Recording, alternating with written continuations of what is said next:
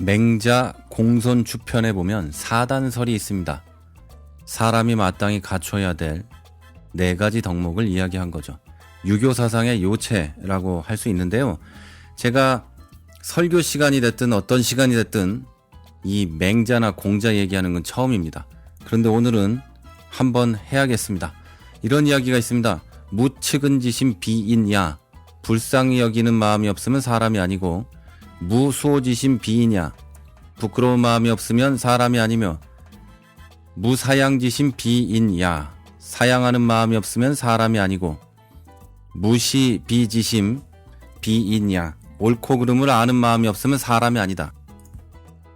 측은지심 인지다냐, 불쌍히 여기는 마음은 어짐의 극치이고, 수호지심 의지다냐, 부끄러움을 아는 마음은 오름의 극치고, 사양지심 예지다냐, 사양하는 마음은 예절의 극치이고, 시비지심 지지다냐, 옳고 그름을 아는 마음은 지혜의 극치이다. 네, 여러분, 무측은지심 비인야라고 했습니다. 불쌍히 여기는 마음이 없으면 사람이 아니다. 측은지심 인지다냐라고 했습니다. 불쌍히 여기는 마음이 어짐의 극치다. 그렇게 똑똑하고 그렇게 대단하고 잘 나가고 잘 살면서 지식도 많은 양반들이 불쌍히 여길 줄 모르는 것을 오늘 또 봤습니다. 남을 무시할 만큼 그렇게 잘난 사람들이 사람도 아니고 지혜도 없다는 맹자의 이야기입니다. 여러분은 오늘 어떠십니까? 여기는 프라하고요. 저는 최문기 목사입니다.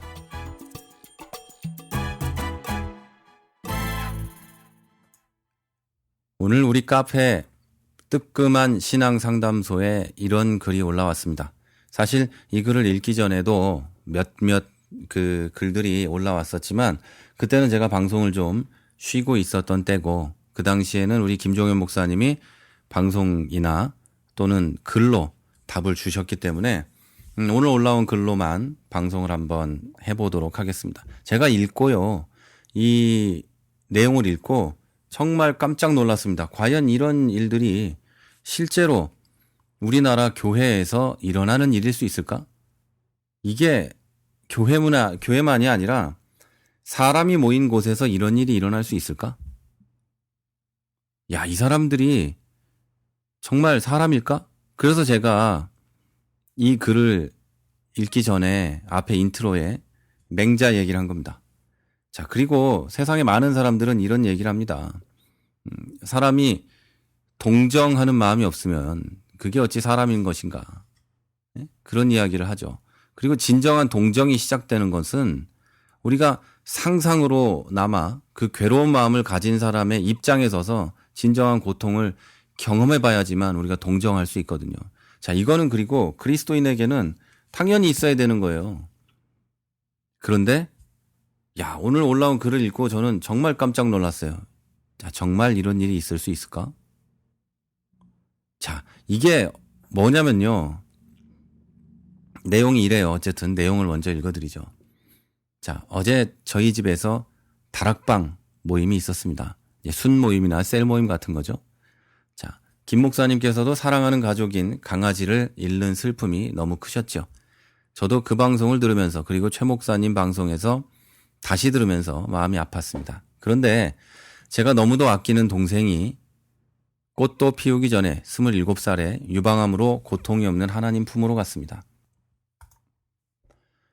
처음에 하나님을 많이 원망하는 기도를 했습니다.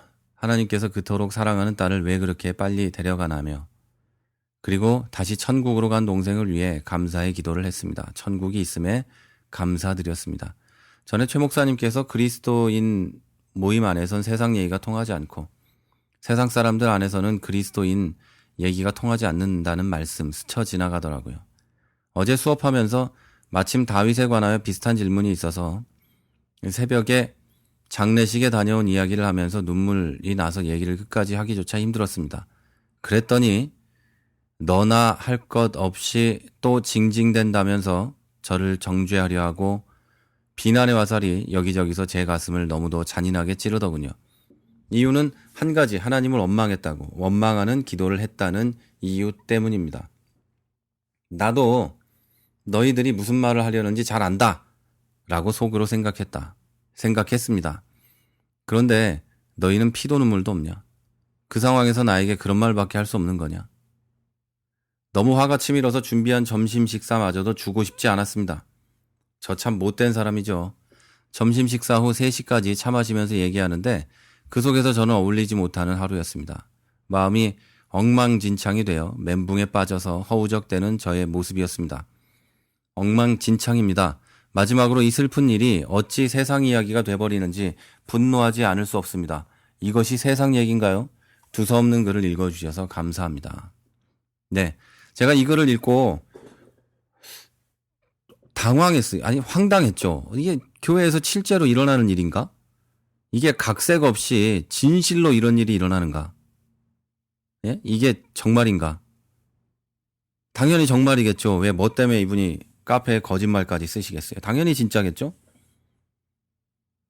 사람이 죽어서 슬픈 마음에 하나님 왜 그 사랑하는 딸을 이렇게 빨리 데려가셨나요? 기도했다고 해서 그 슬픔 때문에 그랬다고 해서 정죄를 당하고 칼로 찌르고 하는 것 같은 그런 말을 하는 게 과연 정상인가? 앞에서 눈물을 참지 못해 울고 있는 그 사람에게 그런 말을 하는 게 정상인가? 그 잘난 사람들이 도대체 어떤 사람들인가? 그런 생각을 한 거죠. 여러분, 이런 생각이 듭니다. 만약에 우리 모두 다 생명의 근본이 같지 않으면 우리가 늘 경험하는 동정이라는 감정을 설명할 길이 없다고 한 현자가 얘기했습니다. 자, 그러면 생명의 근본이 모두 같은 사람들은 우리는 동정이라는 감정을 갖는다. 불쌍히 여길 수 있다. 측은한 마음을 갖는다. 이런 뜻이죠. 자, 그럼 그 사람들은 생명의 근본이 다릅니까? 그 목장 모임에 앉아있던, 목장이 아니었나요? 다락방 모임에 앉아있던 그 여자분들은 도대체 어떤 생명의 근본을 갖고 계시길래 불쌍히 여기지 않았을까요? 세상의 모든 인류는 하나님이라는 근본적인 생명의 근원을 갖고 있습니다. 우리는 모두 하나님에게서 왔다는 거예요. 그래서 우리는요, 전부 어떤 일이 일어났을 때 그걸 불쌍히 여기고 동정하는 마음을 갖게 된다는 거죠. 27살 꽃도 피지 못하고 죽어야만 했던 한 사람에 대한 이야기를 저는 전혀 모르는 사람인데도 들으면 슬퍼요. 그 사람 생각만 해도 슬퍼요. 그런데 그 사람을 생각하면서 눈물을 흘리며 하나님 앞에 기도했던 한 사람을 앞에 두고, 그리고 지금도 울고 있는 한 사람을 두고, 야, 너 뭐냐? 하나님을 원망하는 기도를 했어? 너 그럴 수가 있어? 이러냐는 거죠.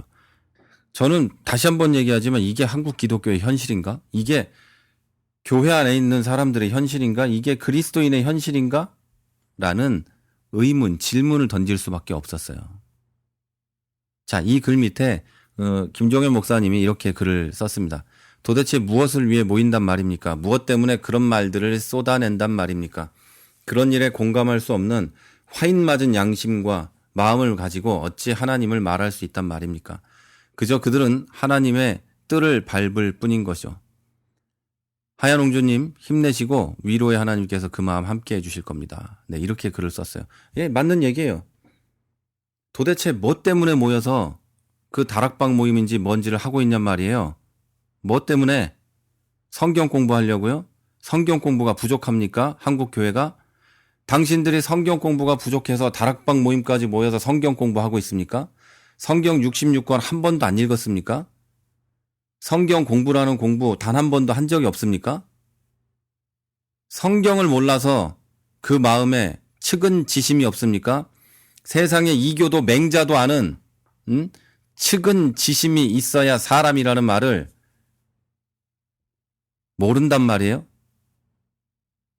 기독교인이 예수 그리스도께서 그 불쌍히 여겨서 사람들을 돌보고 사람들을 살리고 배고픈 사람들을 위해서 음식까지 만들었었는데 기독교인인 당신들이 그걸 모른단 말이에요? 이거는 나는 정말 궁금합니다. 이 사람들이 진짜 예수 믿는 사람인지. 예수를 믿는 사람은 그럴 수가 없거든요. 그럴 수가 없어요. 제가 오랜만에 참 목소리도 크게 그리고 좀 분노에 차서 이야기를 하는데요.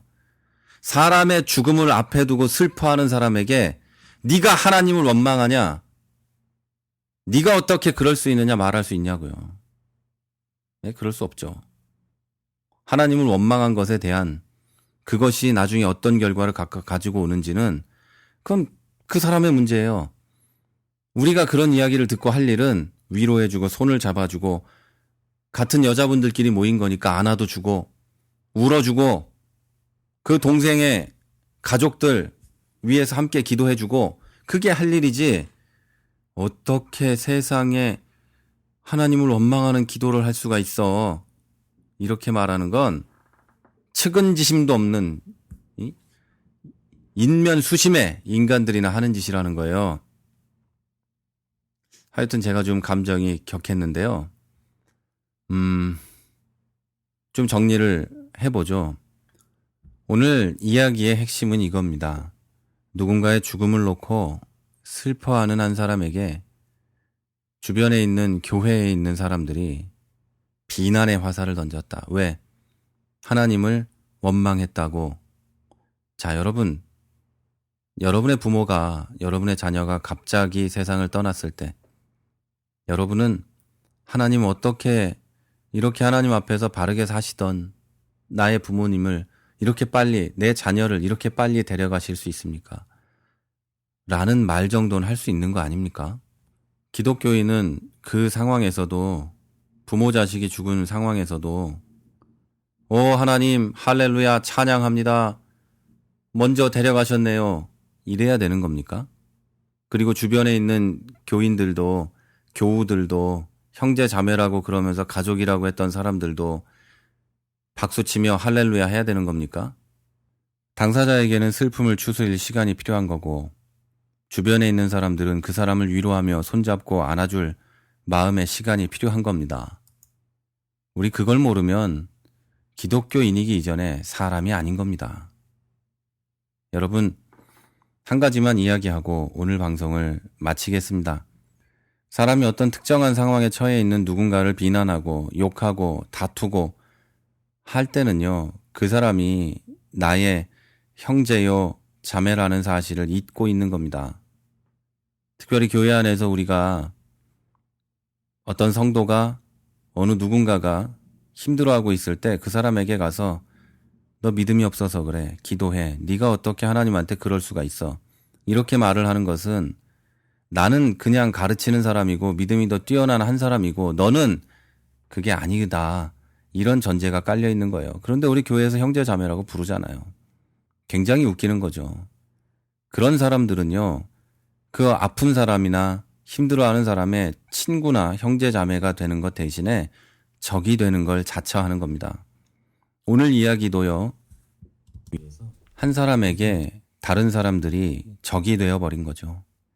그것 때문에 나 자신에게도 그들은 슬픈 아픔을 던져주고 있는 겁니다.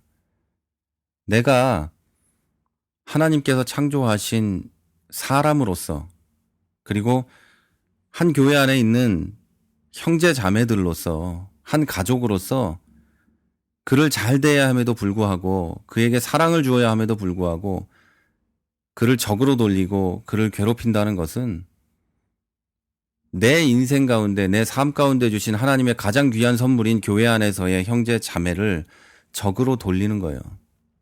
그건 하나님이 나에게 주신 가장 귀한 선물을 버려버리는 거예요. 여러분에게 한마디 질문 하나 던지고 방송을 마치겠습니다. 여러분은 재산을 잃거나 작은 돈 하나 잃어버리거나 핸드폰 잃어버리거나 뭐 하나를 상실했을 때 그 난리를 치면서 울고불고 땅을 치며 슬퍼하면서도 어째서 여러분은 가장 소중한 여러분 마음에 있어야 할 하나님의 형상, 다시 말해서 누군가를 사랑하고 누군가를 불쌍히 여기고 누군가에게 내 손을 먼저 내밀어야 되는 하나님의 마음을 잃어버리고도 하나도 아프지 않은 겁니까? 이 방송을 들으시는 여러분 가운데는 그런 분이 없으시면 좋겠지만 혹시라도 그런 분이 계시다면 한번 생각해 보십시오. 나는 왜 물질을 잃어버렸을 땐 그렇게 슬프면서 내 마음에 하나님의 형상을 잃어버렸을 땐 하나도 슬프지 않은가. 한번 생각해 보시는 주말 되셨으면 좋겠습니다.